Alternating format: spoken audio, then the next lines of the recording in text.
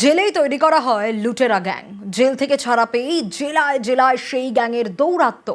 হাওড়ার জগৎবল্লভপুরে ছিনতাইয়ের ঘটনার তদন্তেই চাঞ্চল্যকর তথ্য পেয়েছে পুলিশ। তারা গ্রেপ্তার করেছে 6 জনকে।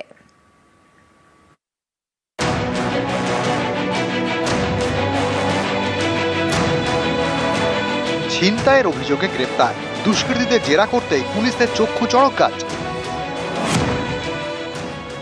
আমাদের প্ল্যান ডাকাতি আর্মস কেসে জেলে গিয়েছিলাম, ওই জেলেতেই আমাদের সাথে পরিচয়।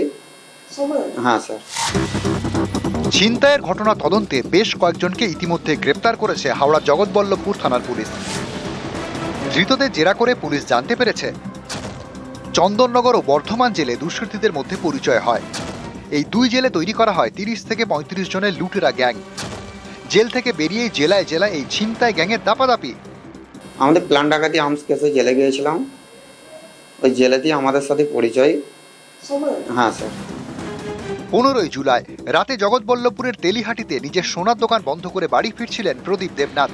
মাঝ রাস্তায় ব্যবসায়ীর ওপর দুষ্কৃতী হামলা, মারধর করে ব্যাগ ছিনতাই।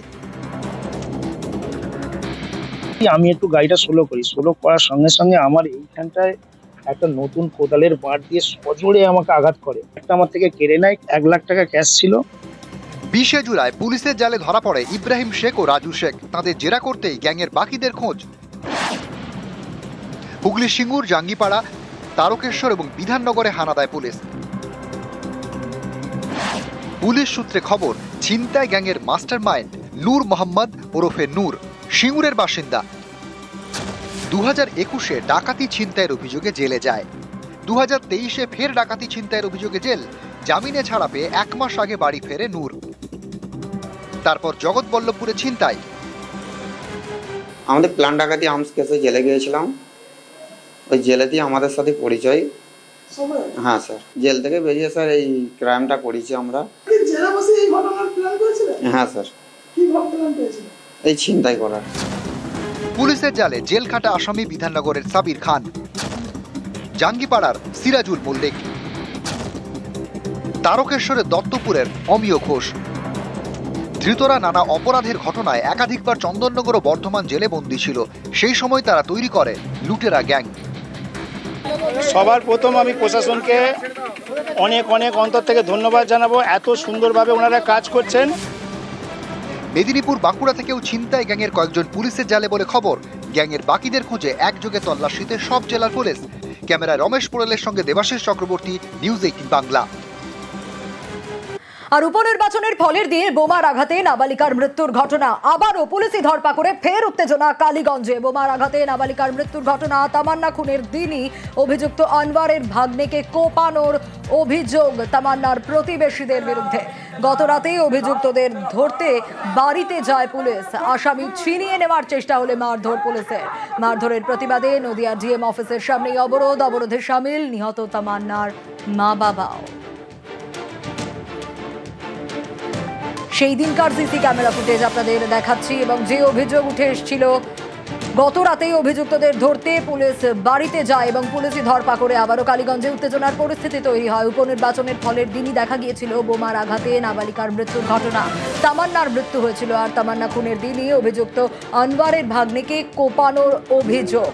তামান্নার প্রতিবেশীদের বিরুদ্ধে অভিযোগ এবং গত রাতেই অভিযুক্তদের ধরতে বাড়িতে যায় পুলিশ। আসামি ছিনিয়ে নেওয়ার চেষ্টা হলে মারধর পুলিশের। মারধরের প্রতিবাদে নদিয়া ডিএম অফিসের সামনে অবরোধে সামিল নিহত তামান্নার মা বাবাও।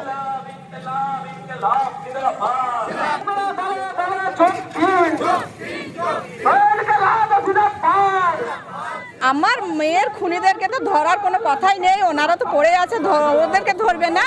আবার আমার মেয়ের খুনিদেরকে ধরানোর জন্য যারা করবে, হেল্প করবে, যারা বলছে যে আছে ওখানে আছে আমরা সাহায্য করব, ওনাদেরকে হুমকি দিচ্ছে বড়বাবু, পলাশির বড়বাবু ওনাদেরকে হুমকি দিয়ে ইতিমধ্যে ওনাদের বাড়িতে যেয়ে মেয়েদের ওপর অত্যাচার করছে। আবার মেয়েরা থামবে না, ওই জন্য বাচ্চাটাকে মারছে। একটা इंसिडेंट হয়েছিল কালীগঞ্জ থানার। এক লোককে কোনো লোক শার্প কাট ওয়েপন দিয়ে হার্ট করে, তো वो হার্ট কেস উপরে একটা কেস রেজিস্টার হয়। তারপরে পুলিশ ও আসামি যে ডেফিনেট লিড ছিল ও আসামিকে অ্যারেস্ট করতে যায়। एकदम অফিশিয়ালি লিগ্যাল অ্যাকশন নিতে যায় পুলিশ और কিছু লোক বাধা দেয় যদি পুলিশের ওভার অ্যাকশন আছে আমরা ইন্টারনাল একটা ইনকোয়ারি করছি তারপরে আমরা দেখব কি আছে কি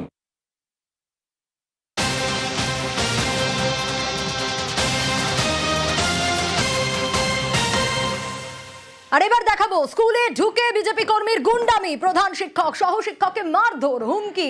দুপুরে স্কুলের মাঠে পড়ুয়ারা খেলাধুলো করার সময় রাগ, দাদাগিরির অভিযোগে গ্রেফতার করা হয়েছে বিজেপি কর্মীকে। এবং ঝাড়গ্রামের রানীপাল প্রাথমিক বিদ্যালয়ের সেই ছবি দেখাচ্ছি আপনাদের। আপনি আপনি স্কুলে এসে একটা সরকারি কর্মচারীর উপর এরকম কেন করছেন? আমরা কি অপরাধ করেছি? আমরা কি অপরাধ করেছি? আমরা আমাদেরকে না বললেও তো আমার স্যারকে তো বলছেন।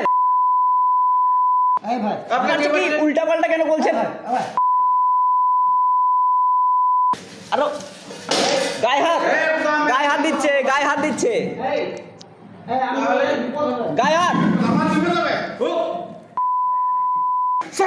এই যে গলা টিপে ধরছে